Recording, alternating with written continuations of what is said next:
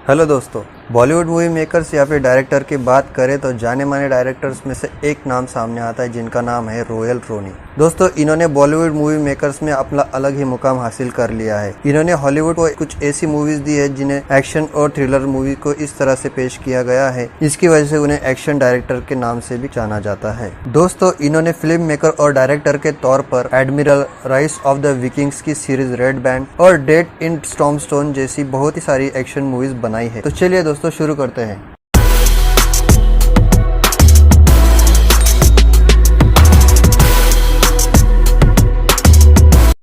दोस्तों, इस मूवी का नाम है डेथ रेस इन्फर्नो।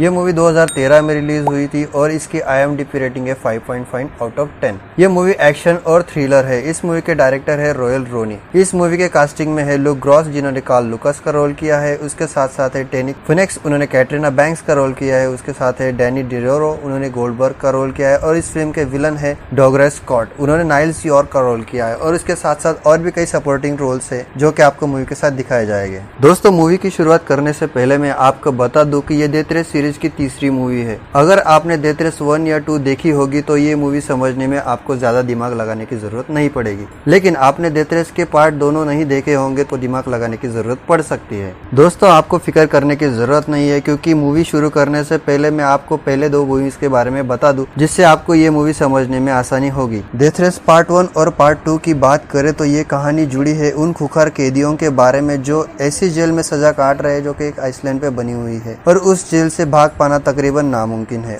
उस जेल के ऑनर और कुछ प्राइवेट एजेंसियां मिलकर उस जेल को चलाती है। ये सिर्फ एक जेल नहीं है, ये जीता जागता लाइव गेम शो भी है। यहाँ जेल के ऑनर और जेल के कुछ लाइव गेम शो दिखाने वाले एजेंसीज के साथ मिलकर बिजनेस किया जाता है, जो कि कैदियों की लड़ाई कर लाइव शो गेम दिखाया जाता है और उनके दिखाए गए लाइव शो से ढेर सारा पैसा कमाया जाता है और हर सीजन के साथ साथ ये गेम शो काफी बड़ा भी होता जा रहा है। यहाँ जान के बदले जान ली जाती है। इतना ही नहीं, हथियारों से भरे गाड़ियों के साथ इनकी रेस लगाई जाती है और मौत का तमाशा शुरू हो जाता है। इस खेल का एक हीरो भी है जिसका नाम है फ्रैंकलिन स्टाइन। इस गेम शो का एक इंटरेस्टिंग कॉन्सेप्ट भी है। मौत भरी रेस में लगातार 5वीं जीत हासिल करने के बाद जीतने वाले को आजादी दी जाती है और फ्रैंकलिन स्टाइन लगातार 4 रेस जीत चुका है। अब फ्रैंकलिन स्टाइन को अपनी 5वीं जीत की तलाश है, लेकिन कहने में जितना आसान लगता है असलियत में उतना आसान है नहीं, क्योंकि ये कहानी है फ्रैंकलिन स्टाइन की। दोस्तों, मूवी की शुरुआत में हमें दिखाया जाता है कि डेथ रेस गेम शो के ऑनर वेलन और ब्रिटिश अरबपति नाइल यॉर्क के बीच डील होती है, क्योंकि सितंबर जोन्स जो कि डेथ रेस 2 में ऑनर थी वो फ्रैंकलिन स्टाइन के हाथों मारी गई थी। अब डेथ रेस गेम शो को चलाने के लिए एक नए मालिक की तलाश थी और अब इस नए मालिक का नाम होता है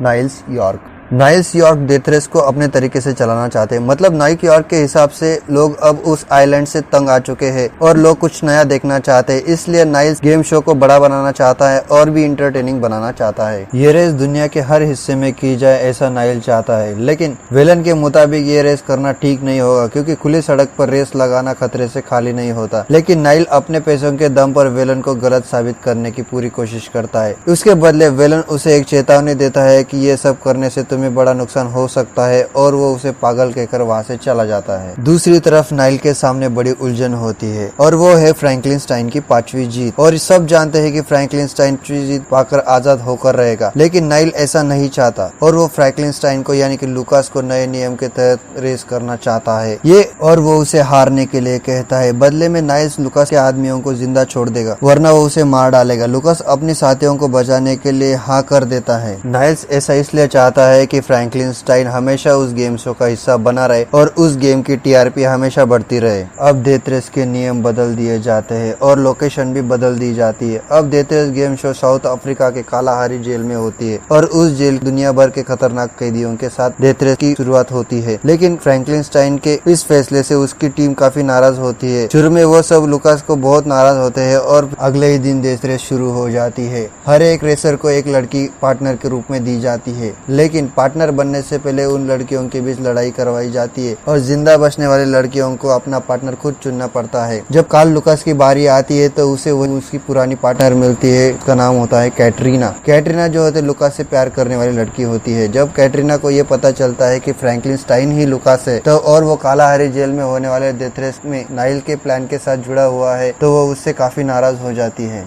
दोस्तों, इस रेस में 14K, साइको और उसके जैसे दिखने वाले कई खतरनाक मुजरिम होते होते हैं जो कि फ्रैंकलिनस्टाइन को जीतने से ज्यादा उसे मारने में ज्यादा इंटरेस्ट रखते हैं। उस रेस में फ्रैंकलिनस्टाइन की एक टीम होती है, उस टीम में होती है कैटरीना, लिस्ट और गोल्डबर्ग। ये सब नेविगेट होते हैं और जो रास्ता दिखाने में मदद करते हैं। दोस्तों, इस रेस के पहले पड़ाव में एक रेसर गलती कर देता है और वो रेस शुरू होने से पहले ही भागने की कोशिश करता है, लेकिन नाइल्स ने भी सभी रेसर्स की गर्दन पर एक जीपीएस ट्रैकर बिठाया होता है। उसी की मदद से निशाना लगाकर उस भगड़े रेसर को मिसाइल से उड़ा देता है। अब असली रेस शुरू हो जाती है। इस रेस के रास्ते में साउथ अफ्रीका के रेगिस्तान वाली सड़क होती है और वहाँ कई गाँव से होकर गुजरती है। वहाँ के लोग उन पर गोलियां और पत्थरें भी बरसाते हैं, मतलब कि अगर कहीं रुक गए तो वो लोग आपको मार डालेंगे और आपकी मौत पक्की है। इसी के बीच दो गाड़ियां तबाह हो जाती है और गाँव वाले उन्हें मार देते हैं। उस रेस में एक और टास्क होता है वेपन मार्कर। वेपन मार्कर ऐसा होता है कि रास्ते में आने वाले दो वेपन मार्कर उनके बीच में से गुजरना होता है।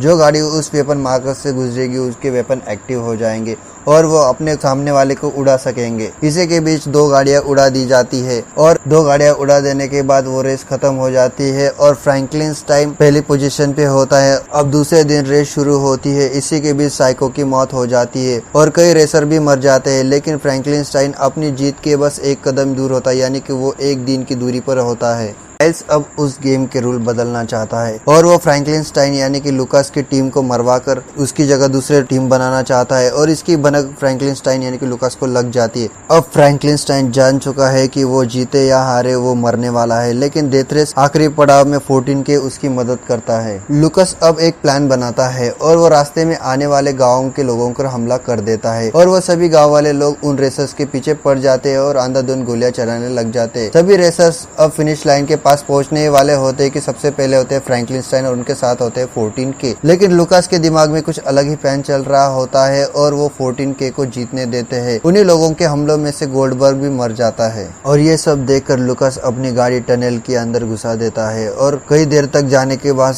वहाँ पे नाइल का ऑफिस होता है और वो उसी ऑफिस में जाके नाइल्स को अपनी गाड़ी से उड़ा देता है। गाड़ी के उड़ा देने से टनल में बहुत बड़ा धमाका हो जाता है और इसी धमाके की वजह से कई लोग मर जाते हैं और नाइल्स भी मर जाता है और सिर्फ फ्रैंकलिनस्टाइन ही होता है जो बच जाता है। लेकिन जब वो फ्रैंकलिनस्टाइन होश में आता है तब वो देखता है कि उसका चेहरा पूरी तरह जल चुका है और वो फ्रैंकलिनस्टाइन होने से इनकार कर देता है। असलियत में वो फ्रैंकलिनस्टाइन नहीं होता, वो नाइल्स होता है, क्योंकि फ्रैंकलिनस्टाइन ने नाइल्स को उसके कपड़े पहना के उसे जली हुई बॉडी के साथ वही छोड़ देता है और वो वहाँ से निकल जाते हैं। लेकिन दोस्तों, अब तक आपने इस मूवी का एक्शन देखा है, क्योंकि इस मूवी का सस्पेंस अभी बाकी है। दोस्तों, मूवी की शुरुआत में हमने नाइल्स और वेलन की बातचीत देखी थी। उस बातचीत में वेलन ने कहा था कि तुम एक पागल इंसान हो और तुम्हें इस गेम में फंस कर रह जाओगे। तभी वेलन और लाल लुकास यानी कि फ्रैंकलिनस्टाइन में एक डील हुई थी। उसी डील के सब सारा प्लान रचा गया था और उसी का हिस्सा फ्रैंकलिनस्टाइन और कैटरीना के साथ साथ लिस और गोल्डबर्ग भी थे। हालांकि गोल्डबर्ग कभी मरा ही नहीं था, वो हमला एक झूठ मूठ का बहाना था और गोल्डबर्ग में अंदर जाके फ्रैंकलिनस्टाइन के लिए पूरा जाल बिछा के रखा था और उसी जाल में नाइल्स फंस गया था और इसी का फायदा उठाते हुए नाइल्स को फ्रैंकलिनस्टाइन की जगह दी गई थी और फ्रैंकलिनस्टाइन यानी कि लुकास वहां से जिंदा भाग गया था और इसी के साथ साथ ये मूवी खत्म भी हो जाती है। और दोस्तों, मूवी के आखिर में हमें दिखाया जाता है कि नाइल्स के रूप में हमें एक नया फ्रैंकलिनस्टाइन मिलता है और वो उन सब से बदला लेने का दावा करता है और वो सीन वही खत्म हो जाता है।